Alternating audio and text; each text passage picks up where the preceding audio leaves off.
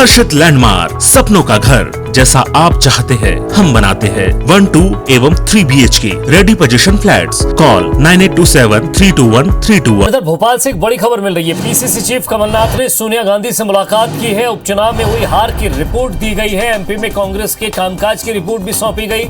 सदस्यता अभियान और सरकार के खिलाफ मुद्दों पर भी चर्चा हुई है।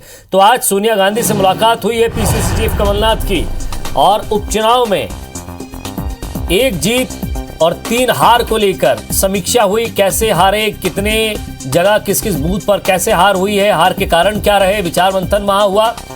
और आने वाले समय में सदस्यता अभियान कैसे चलाएंगे, कितना आगे बढ़ाएंगे उसको, और जो मुद्दे केंद्र सरकार के खिलाफ हैं विपक्ष के नाते कैसे उन्हें उठाएंगे।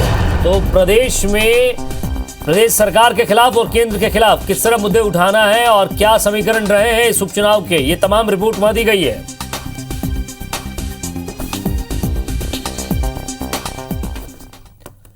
और मध्य प्रदेश के खंडवा लोकसभा समेत 2 विधानसभा सीटों पर हुए उपचुनाव में कांग्रेस की तगड़ी हार हुई है। हालांकि कांग्रेस नेता यह दावा जरूर कर रहे हैं कि परिणाम निराशाजनक नहीं है, कांग्रेस के वोट बढ़े हैं। लेकिन खंडवा लोकसभा में हार के बाद पार्टी आलाकमान की तरफ से कांग्रेस संगठन पर समीक्षा का दबाव बढ़ गया है। लिहाजा 9 नवंबर को प्रदेश कांग्रेस अध्यक्ष कमलनाथ ने हार की वजहों पर मंथन करने के लिए बड़ी बैठक बुलाई है। बैठक में चुनाव प्रभारियों और जिलाध्यक्षों को तलब किया गया है। माना यह जा रहा है कि सीट खाली होने के कुछ ही दिनों में कांग्रेस ने वहां प्रभारी नियुक्त कर दिए थे। कांग्रेस विधायकों में प्रवीण पाठक, लखन घनघोरिया, रवि जोशी, पीसीसी कमलनाथ ने 6 महीने पहले भी इन्हें प्रभारी बनाया था। इसके बाद भी 2 विधानसभा सीटों पर कांग्रेस की हार हुई है। उधर रैगांव सीट जीतने के बाद कमलनाथ 10 नवंबर को रैगांव जाकर मतदाताओं का आभार जताएंगे। वहीं मंत्री विश्वास सारंग का कहना है कि समीक्षा करने से कुछ नहीं होगा, कांग्रेस को अपने पापों का प्रायश्चित करना ही होगा।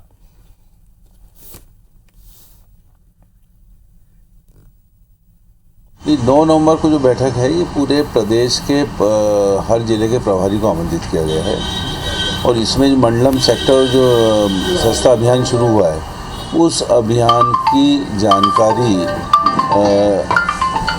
प्रभारियों से कमलनाथ जी कांग्रेस अध्यक्ष जी लेंगे। अपनी कुर्सी बचाने के लिए कमलनाथ जी को इस तरह की प्रक्रिया तो करनी ही पड़ेगी, परंतु वो समीक्षा करें, बैठक करें, उससे कोई फर्क नहीं पड़ने वाला। सही मायने में कमलनाथ जी को जो 15 महीने उन्होंने मध्य प्रदेश का बेड़ा गर्क किया उसका प्रायश्चित करना पड़ेगा।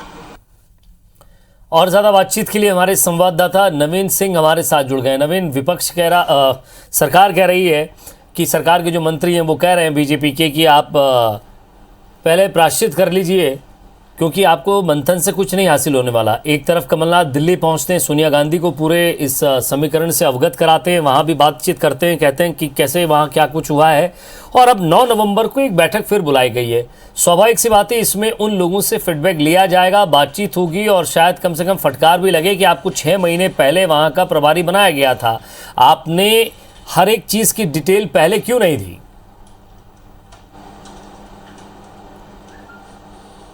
देखिए, बिल्कुल जैसे ही कांग्रेस विधायकों की मौत हुई थी, सीट रिक्त हुई थी, तभी मध्य प्रदेश कांग्रेस अध्यक्ष कमलनाथ ने कांग्रेस के विधायकों को ये जिम्मेदारी दे दी थी, और लगभग 6 महीने पहले ये जिम्मेदारी दी गई थी। सभी जो कांग्रेस विधायक हैं, प्रवीण पाठक हैं ग्वालियर से कांग्रेस के विधायक हैं जिनको पृथ्वीपुर की जिम्मेदारी दी गई थी, लखन घनघोरिया को रैगांव सीट की जिम्मेदारी दी गई थी, रवि जोशी को जोबट विधानसभा सीट की जिम्मेदारी दी गई थी, और तीनों से ही लगातार कमलनाथ संपर्क में थे। बार बार फीडबैक जो कमलनाथ को और कांग्रेस पार्टी को मिल रहा था वो ये मिल रहा था कि कांग्रेस के फेवर में माहौल है, लेकिन वोटिंग तक आते आते स्थितियां बिगड़ गईं।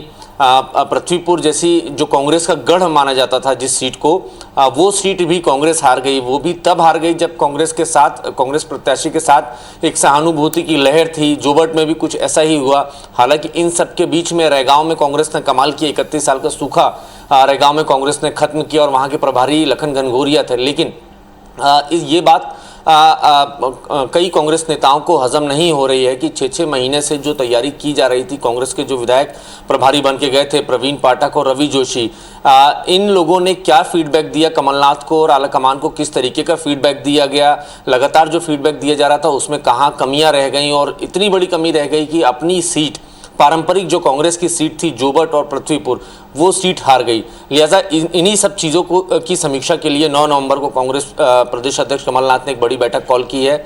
सभी प्रभारियों को बुलाया गया, अलग से इनके साथ बैठेंगे कमलनाथ और बातचीत के जरिए ये जानने की कोशिश करेंगे कि आखिर चूक कहाँ हो गई, कैसे चुनाव हार गए। हालांकि कांग्रेस के जो तमाम जो प्रभारी हैं वो बार बार ये दावा कर रहे हैं कि भारतीय जनता पार्टी के धनबल और बाहुबल की वजह से ये सीट हारे हैं, लेकिन जो फीडबैक कांग्रेस के प्रभारियों को जो देना था पार्टी के प्रदेश अध्यक्ष को, वहाँ गलत फीडबैक गया है। ये बात कांग्रेस नेताओं को हजम नहीं हो रही। लिहाजा 9 नवंबर को माना जा रहा है कि फटकार भी लग सकती है और ये भी पूछा जा सकता है आलाकमान की तरफ से, कमलनाथ की तरफ से, कि आखिर चूक कहाँ हुई, कहाँ गड़बड़ी हुई।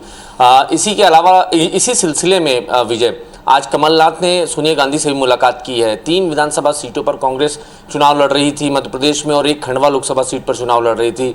4 सीटों में से सिर्फ 1 सीट कांग्रेस के खाते में आई है। जो पारंपरिक सीटें थी वो कांग्रेस के हाथ से निकल गई हैं। तो ये तमाम जो हार की वजह रही, इस रिपोर्ट के साथ कमलनाथ सोनिया गांधी से मिले हैं, हार की समीक्षा हुई है। उन्होंने बताया है कि किस तरीके से मध्य प्रदेश में भारतीय जनता पार्टी की सरकार के खिलाफ उन्होंने एक माहौल खड़ा किया था। जिन मुद्दों को लेकर वो चुनाव में उतरे थे वो मुद्दे काम नहीं आ सके। 3 सीटों पर कांग्रेस पार्टी की हार हुई है। हालांकि ये भी ज़रूर दावा किया जा रहा है कांग्रेस पार्टी की तरफ से, बड़े नेताओं की तरफ से, कि परिणाम जो हैं वो निराशाजनक नहीं है, कांग्रेस के फेवर में है, क्योंकि कांग्रेस का वोट परसेंटेज बढ़ा है। खंडवा लोकसभा सीट पर मोदी सरकार के खिलाफ एक बड़ा माहौल बना है। इस तरीके के हवाले कांग्रेस नेताओं से की तरफ से दिए जा रहे हैं। महंगाई के मुद्दे पर कांग्रेस को बड़ा जो वोट बैंक, वोट शेयर जो बढ़ा है, वो महंगाई के मुद्दे पर सरकार के खिलाफ कांग्रेस को वोट मिला है। लिहाजा कांग्रेस आज मजबूत स्थिति में, इस तरीके के दावे भी किए जा रहे हैं और ये भी कहा जा रहा है कि साल 2023 के जो विधानसभा चुनाव हैं उसकी तैयारी कांग्रेस पार्टी अगर अभी कर लेगी तो बहुत आसान होगा जीत हासिल करना 2023 के विधानसभा चुनाव में। वाकई, और ये मंथन तो होगा ही, लेकिन 2023 में इस मंथन को ज़मीन पर उतारा जाए, जो कमियां रही अगर उसको समय रहते नवीन अगर पूर्ण कर लिया जाएगा तो शायद एक माहौल भी वो बना सकेंगे विपक्ष होने के नाते, और मुद्दे भी उठा सकेंगे। बहुत बहुत शुक्रिया इस तमाम बातचीत के लिए।